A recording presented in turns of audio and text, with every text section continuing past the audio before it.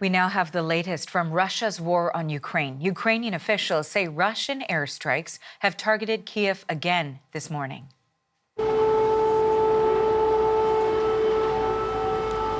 That is the sound of air sirens over the Ukrainian capital. Witnesses report a number of explosions over the city, but officials say air defenses around Kyiv shot down the incoming missiles. There are no reports of any injuries, and it appears the Russian capital was also targeted by an airstrike this morning.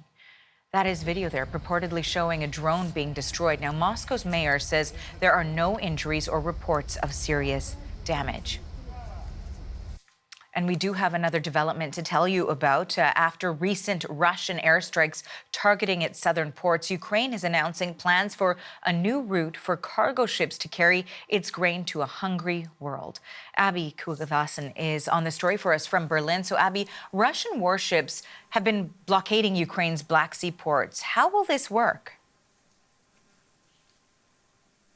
Well, that's the big question, especially given that Ukraine has made this announcement unilaterally, saying that this is for civilian ships, passenger ships, but also cargo vessels that have been trapped in the country's ports since Russia's large-scale invasion began last year. And some officials, Ukrainian officials, saying that cameras will be installed on these ships, essentially to prove that these are for humanitarian purposes and not military operations. But we have to remember, Russia's Navy controls these waters, and since the Kremlin pulled out of the UN-brokered grain deal last month, Russian forces have ramped up attacks on Ukrainian ports. And they've also said, the Kremlin has said, that any ships in the area will be considered military targets. So when you think about international shipping companies, and particularly insurance companies, they're going to be very reluctant to participate in this. We know that Marsh,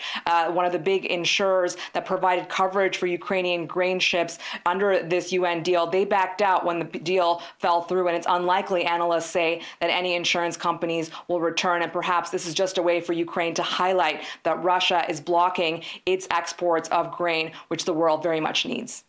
Thanks for this. That is Abby Kugathasan in Berlin.